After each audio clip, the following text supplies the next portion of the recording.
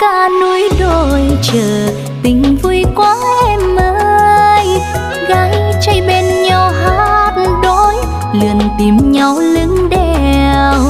Kia cánh tay em trắng nón đợi chờ anh với nào. Váy em long lanh tím biếc càng gửi bao nhiêu tình.